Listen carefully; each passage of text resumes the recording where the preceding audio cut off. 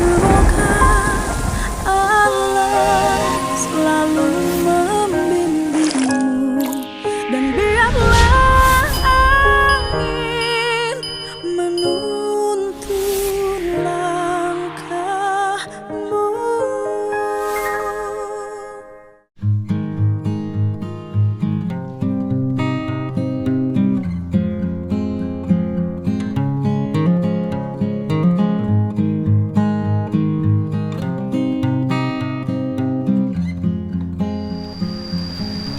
Hari ini kita kedatangan tamu ya, yang terkenal, orang Sunda yang ngajar di Inggris.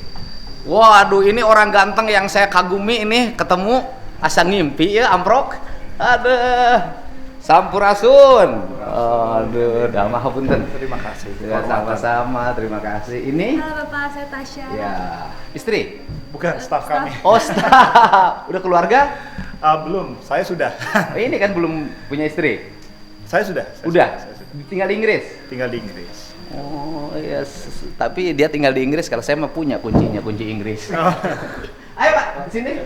Ayo, mangga.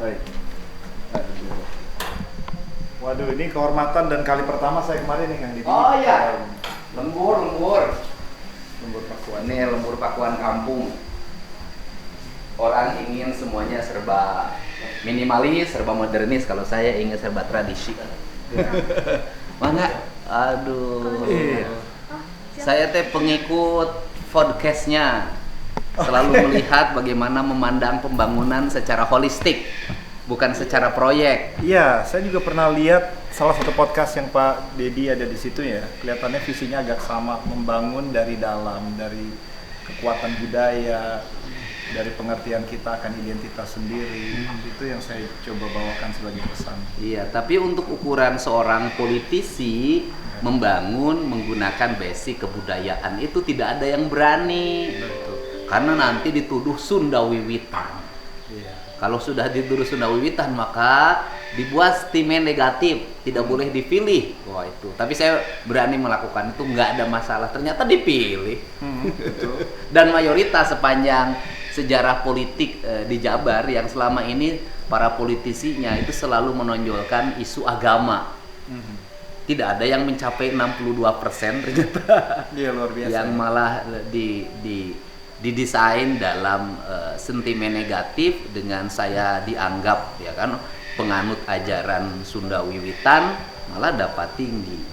Padahal kan saya selama ini menyampaikan tentang prinsip-prinsip Sunda Wiwitan itu adalah prinsip pembangunan yang memiliki basic kesemestaan. Sebenarnya pembangunan berwawasan lingkungan, intinya itu. Karena tinggalnya di Sunda, kalau pembangunan berwawasan lingkungan ya harus menggunakan prinsip-prinsip Wiwitan. Terus kenapa itu beresonansi sampai 60% sekian gitu Pak? Ada kesadaran kolektif publik ya. Iya. Pertama adalah pada konsen sosial. Kan saya selama ini sejak saya jadi anggota DPRD Kabupaten Iya. tahun 98, 99 sampai saya berhenti jadi bupati 2 periode jadi anggota DPR, saya konsisten pada isu lingkungan dan isu kemiskinan. Concern saya di situ karena bagi saya hidup yang paling jelas adalah menyelesaikan problem lingkungan agar pembangunan tidak merusak lingkungan dan pembangunan selaras dengan alam. Karena kan kita katanya, saya kan menjadi aneh gini, kan prinsip-prinsip dulu, prinsip-prinsip pembangunan menaklukkan alam itu kan prinsip barat. Bener nggak sih? Jawab dulu dong. Betul. Apa sih itu? Itu kan sistem antropologi nature and culture. Ah. Gitu. Salah satunya yang diartikulasikan bagi naturalis dari Eropa ketika dia datang ke Indonesia adalah untuk memberikan civilization. Gitu.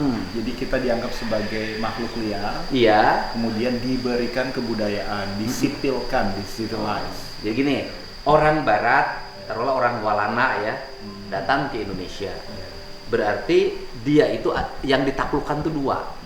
Satu keganasan alamnya. Betul sekali. Dua dianggap keganasan manusianya, dianggap. Betul. Gitu loh.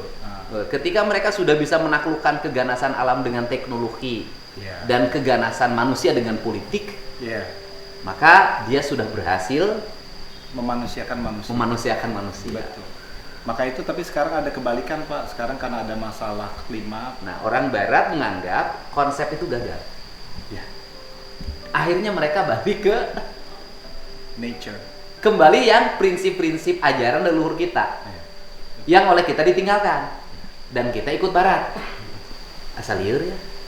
Betul, memang demikian Pak. Sekarang terus menurut Kang Dedi, paradigma Sunda itu punya jawaban atas permasalahan real internasional. Oh, punya. Kalau menurut saya sih sangat punya ya. Yang pertama kan dari sisi aspek antropologi pembangunan, sosiologi pembangunan, kan. Kemudian psikologi publik pembangunan. Kan Sunda itu mengajarkan tentang keselarasan manusia dengan alamnya, manusia dengan manusianya, dan manusia dengan alam dan pengisi semestanya, kan itu keselarasannya. Makanya kan prinsip dasar pembangunan hidupnya itu kan siliwangi kan, silih asa, silih asi, silih asu. Nu jauh urang deketkeun, nu deket urang layetkeun, geus layet urang paheutkeun, geus paheut silih wangikeun. Artinya kan itu konsep tentang kesenyawaan manusia dengan seluruh alam semesta. Tidak boleh saling mengalahkan dan tidak boleh saling menaklukkan. Kan sederhananya prinsip yang dianut Barat hari ini. Iya. Nah, tetapi dalam perspektif kita itu dianggap adalah ajaran Sunda Wiwitan yang dianggap tidak layak hidup di tanah Jawa Barat. Kan saya jadi aneh. Terus ajaran yang akan diajarkan dalam antropologi pembangunan, sosiologi pembangunan, psikologi pembangunannya ajaran apa? Kalau dalam konteks Indonesia itu sendiri, Konteks Indonesia kan Sunda dalam Indonesia itu gimana? Sunda kalau dalam Indonesia kan, kalau dalam perspektifnya kan Sunda itu tidak terbatas pada teritorial Jawa Barat. Oke. Banten Sunda. Dulu mah kan sampai Kalimantan juga Sunda, Bali Sunda kecil, NTB Sunda kecil. Artinya Sunda itu dalam pemahaman saya itu bukan letak geografis wilayah, tapi sistem nilai ajaran yang mengajarkan manusia memiliki hubungan yang selaras, seimbang dan serasi dengan seluruh semesta.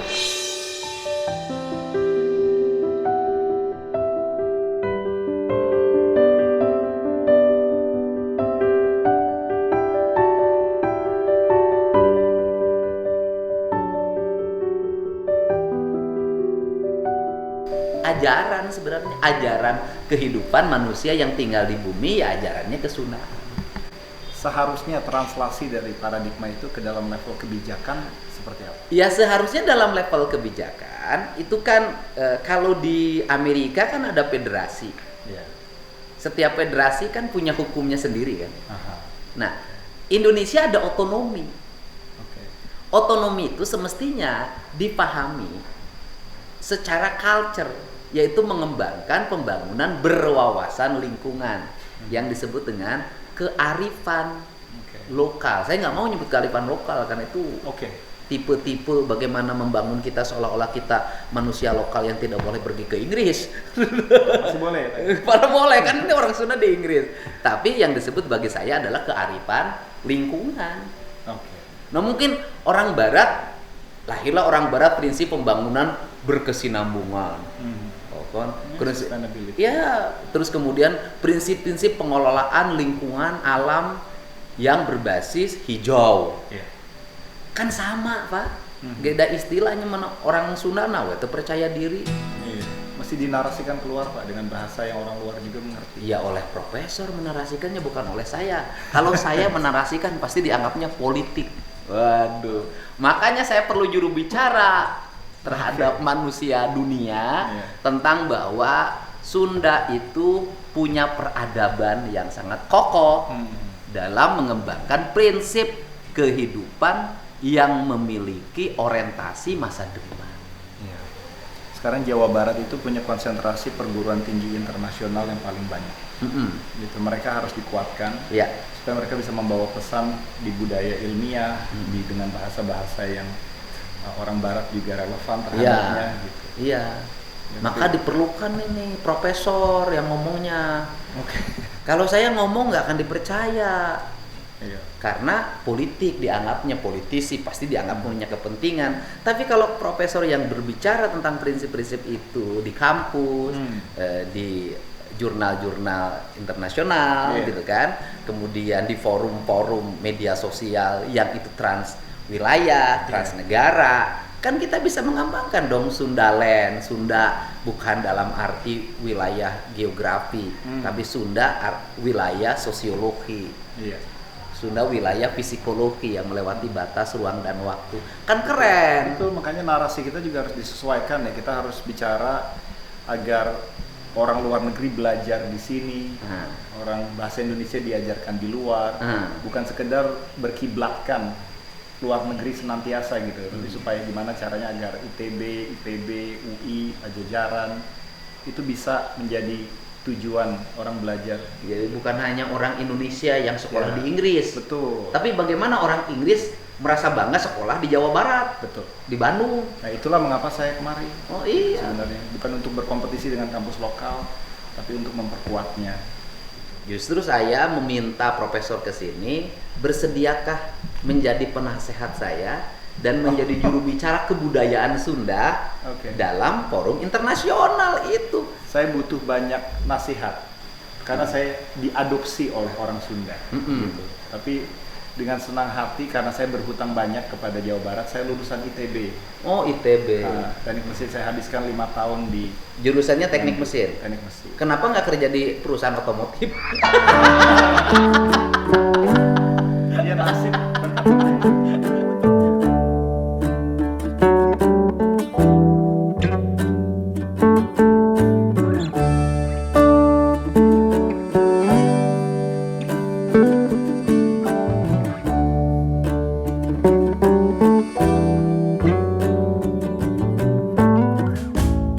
Dia nasib berkata lain Pak ya. Iya betul. Jadi jurusan teknik mesin, S2-nya di mana? S2-nya di Taiwan, jurusan fisika. Nah pantesan ya bangetnya ya rada siga engko ya. Iya nasib Pak ya. Tapi memang wajahnya memang dari dulu lahir di Ciamis. Bukan saya lahir di Jakarta, Lahir di Jakarta. tapi formasi pendidikan saya pertama di Bandung. Oh ITB. Tapi bukan turunan orang Sunda. Saya sih tes DNA kelihatannya ada daerah-daerah Sunda sekitar 1-2%. Tapi nggak ada yang tahu ya karena orang tua dari bapak saya. Bapak orang mana? Itu yatim piatu. Bapaknya Lahirnya di Jakarta. Bapaknya turunan dari mana? Bapaknya turunan dari 40% dari Cina Selatan, Oh pantesan. 20% dari daerah Asia Tenggara. Sama Kublai Khan, Mas apa siapa namanya? Karena mengingat Kublai Khan. ya mengingat Kublai Khan Oh, istrinya Kublai banyak Khan. gitu ya. Anaknya ratusan ribu gitu. Jangan-jangan keturunannya nih. Iya bisa jadi. Ibu dari? Ibu dari Semarang. Oh, dikira orang Ciamis. Gitu ya. Kenapa? Fiturnya Enggak, terlahir tahun berapa? 83. Kenapa ngerebut nama saya? Maka itu saya kemarin bertanya, ada bedanya. Saya pakai J. Kenapa ngerebut nama saya? Oke. Mulyadi mah orang Sunda. Iya, tapi kan kakek saya duluan yang Mulyadi. Oh turunan. Mulyadi itu dari kakeknya. Dari kakek. Nah ini penting yang saya hari ini ngomong sama orang Jawa Barat, sama orang Sunda ya terutama, agar anaknya di akhirnya dikasih nama kakeknya atau nama bapaknya, untuk mempertahankan gen-gen. Kayak orang Batak sampai meninggal, sampai kiamat orang Batak tetap ada karena ada Nasution, ada Raja Guguk. Orang Sunda mah habis namanya juga sudah ganti. Kenapa begitu, Pak? Tidak percaya diri terhadap nama. Jadi kalau misalnya ngaranna teh Udin, nah itu merasa kalau Udin tidak akan jadi presiden gitu loh. Tidak akan jadi menteri, merasa kalau Udin mah tukang macul gitu. Iya. Saya juga namain semua anak-anak saya nama-nama Indonesia. Iya. Semuanya Mulyadi. Waduh, ujungnya Mulyadi. Ternyata Mulyadi pinter ya. Saya Mudah-mudahan alhamdulillah. ada banyak Mulyadi yang lain, Pak ya. Di luar Kalau S2-nya di Taiwan jurusan? fisika. S2-nya fisika. S3 pun fisika. S3-nya fisika. Kenapa lebih banyak ngomong persoalan sosiologi pembangunan, antropologi pembangunan? Sebenarnya di level akademik saya tentu ngomongnya hal-hal akademik, tapi di Indonesia untuk membuatnya relevan, saya mau agar supaya Indonesia tuh melek akan potensi ilmu pengetahuannya, dan itu nggak senantiasa harus dengan bahasa akademik. Jadi bagaimana caranya agar Indonesia punya narasi keluar sebagai tempat di mana ilmu pengetahuan baru muncul. Kita bahasanya harus relevan terhadap orang yang non akademik. Karena itu narasi yang harus dimanifestasikan keluar, bukan hanya semata-mata ya Indonesia adalah tempat tadi chaos, buas, dekat dengan alam tapi tidak dekat dengan ilmu pengetahuan, begitu loh. Saya bicara tentang Yogyakarta, bahwa ilmu bumi itu berhutang banyak pada Yogyakarta. Sebenarnya berhutang banyak juga dengan Jawa Barat. Nggak akan saya marahin Pak. Kan Jogja aja ceritanya, nggak ada masalah. Iya, maksudnya gini, karena sistem kerajaannya sangat bergantung kepada proses-proses geologis. Ini diulangi ya, nih ilmu bumi berhutang banyak pada Yogyakarta. Betul. Kenapa berhutang banyak pada Yogyakarta? Karena ketika naturalis itu datang di abad 18, mereka pertama kalinya melihat manifestasi geologis yang sifatnya besar kayak volcano. Itu tangannya dituntun oleh sesajenan untuk mengambil data di situs-situs yang pernah ada doanya di situ. Sebentar dulu, volcano itu siapa? Gunung berapi. Oh ya vulkan. Iya, vulkanik. Iya, vulkanik, gunung ya berapi. kan? Vulkanik itu gunung berapi. Betul. Terus kemudian Ya, mereka mengambil data sampel batu-batuan. siapa yang ngambil data itu? Para naturalis dari Eropa. Jadi ilmu pengetahuan ilmuwan. Tokoh-tokoh ilmuwan Eropa Betul. datanglah ke Yogyakarta. Iya, Iya bukan kan? hanya Yogyakarta sih. Ya, dia kemudian ke gunung berapi. Iya. Kemudian mengambil Betul. data sampel Betul. batu-batuan vulkanik Batu-batu dari vulkanik. gunung di Jogja. Iya.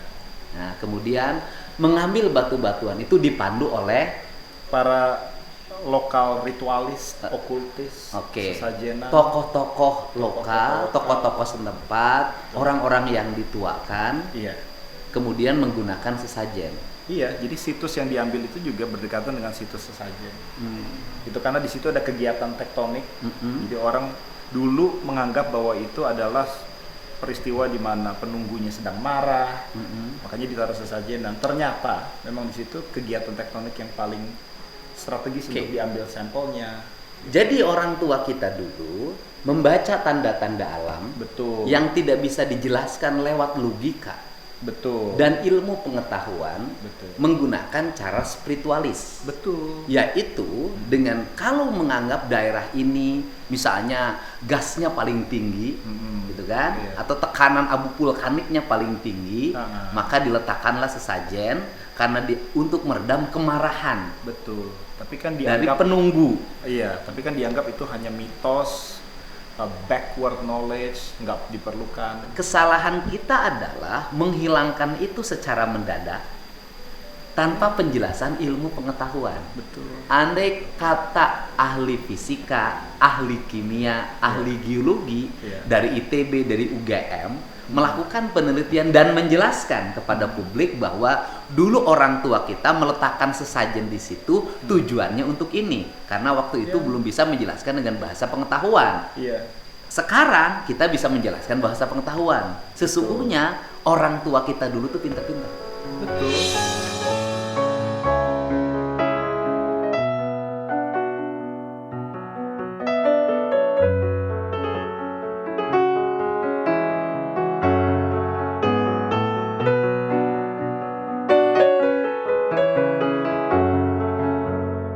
Kan mereka kan bisa memilah mana yang punya landasan ilmu pengetahuan yang kuat, mana yang alasannya bukan alasan ilmu pengetahuan, tapi yang pasti pada waktu itu semua ada gunanya. Iya. Untuk mencegah orang masuk dalam bencana alam. Misalnya dulu ketika orang di Yogyakarta berpikir bahwa penunggu Laut Selatan Iya. dengan penunggu gunung berapi itu berhubungan. Iya. Gitu. Kalau yang satu marah di laut, sebentar lagi volcano meledak. Ternyata tahun 1960-an ekspedisi saintifik dari Amerika itu datang bawa gravimeter dan mereka tahu pada waktu itu bahwa ada jalur tektonik di antara dua situs tersebut yang menjelaskan mengapa ketika ada gempa bumi di Laut Selatan kemudian aliran magma itu keluar dari gunung berapi. Oke. Jadi mitologi itu sesungguhnya pengetahuan pada zaman itu. Iya betul, maksudnya begini, ada alasan mengapa orang pada waktu itu kan turun temurun melakukan hal yang sama di situs yang sama, gitu. Dan walaupun memang betul itu adalah mitologi, tapi punya kegunaan Manfaat. epistemologi, Oke. punya manfaat, gitu loh. Sama juga ketika kebudayaan Timur Tengah dulu menganggap bahwa menyentuh mayat itu najis misalnya. tapi itu menyelamatkan mereka dari kontaminasi bakteri. Gitu loh. Betul memang masalah najis atau tidaknya itu bisa berdasarkan keagamaan atau mitos segala macam, tapi poinnya bukan itu. Poinnya adalah untuk menggali mengapa pada waktu itu orang percaya segala hal yang kelihatannya mitos, tapi menjauhkan mereka dari hal-hal yang sifatnya pandemik. Oke. Kak, dari sisi aspek simbolisasi kehidupan, sama orang Jawa dengan orang Sunda.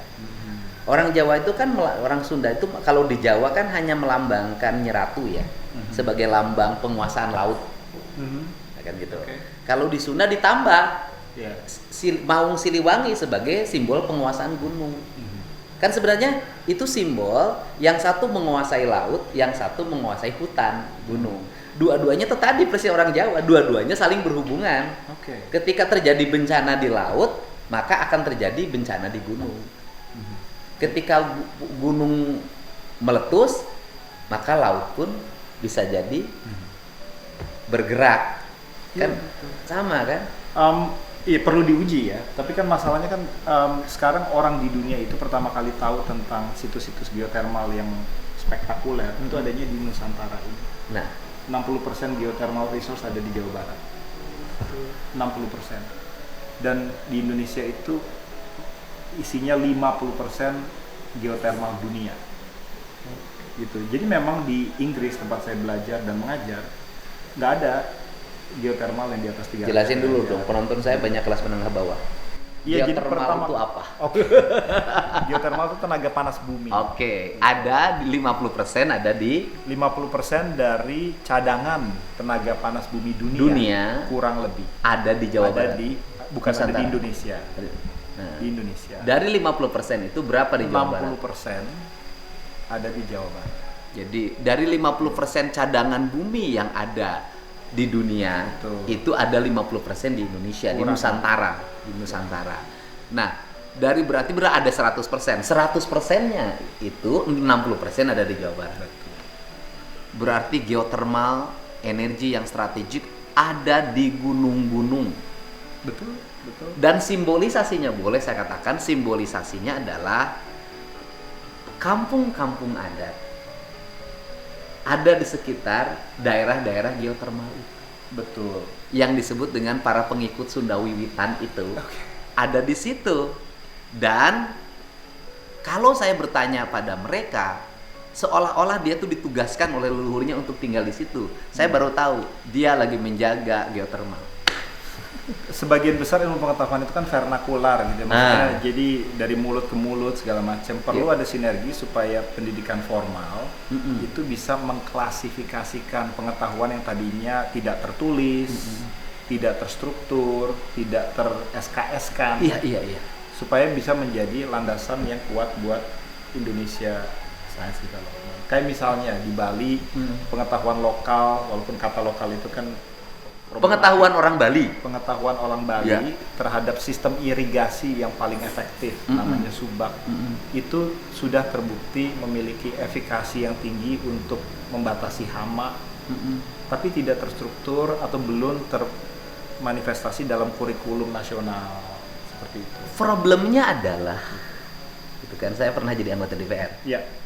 Problemnya adalah pemerintah dan DPR dalam mengartikulasikan nilai-nilai kehidupan yang itu dibuat dalam kebijakan, baik kebijakan eksekutif maupun penyusunan undang-undang yang dilakukan secara bersama DPR dengan eksekutif, studinya tidak pernah ke dalam. Apa alasan? Nggak tahu, studinya keluar terus. Yang menjadi landasan penyusunannya itu bukan kearifan yang lahir dari Nusantara, padahal dia mengatakan pengikut Pancasila, tapi cenderung mengikuti pahamnya Barat dan Timur Tengah. Iya, memang literatur ilmu pengetahuan di berbagai bidang memang kiblatnya masih di Eropa. Iya. Kewilayahan, kalau bicara tentang planologi, semuanya berlandaskan continental planologi, yang memang kita bukan negara kontinental. Ya, maka itu sistem penyusunan kota kita di sekitaran Pulau Seribu pun masih berbasiskan seakan-akan itu kontinen besar. gitu kan, benua besar, daratan di sini. Kalau kita buka, Kan bisa nggak kita mencoba mengumpulkan seluruh peninggalan-peninggalan pengetahuan dalam bentuk kearifan, kan? Kemudian itu dibuat iya, dalam buku atau nilai-nilai akademik, betul. dan kemudian itu bisa jadi rujukan pengetahuan.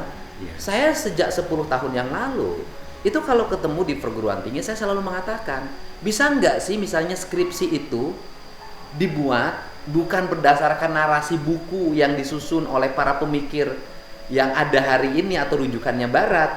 Bisa nggak sih bikin skripsi, disertasi atau tesis Iya. itu berdasarkan nilai-nilai kearifan leluhur yang belum ditulis, tetapi kita bisa mencoba mengumpulkan data itu menjadi artikulasi nilai-nilai yang tertulis. Betul. Dan kita sudah punya bahkan yang sudah tertulis di daerah masyarakat Bugis misalnya. Ada karya yang namanya Lagaligo. Panjangnya 1,5 kali lipat dari Mahabharata. Wah. Kompleksitasnya yang menjelaskan etos mereka, penciptaan manusia itu sebenarnya sudah ada, tapi kita nggak punya manuskrip. Mungkin dengan apa ya, kesempatan yang diberikan bisa saja kita gali di Jawa Barat. Ada banyak yang saya belum tahu. Gitu, mungkin ada kearifan yang punya nilai. Nah, ini yang saya maksud. Bersedia nggak? Waduh nih, Prof. Menyusun itu. Dengan senang hati.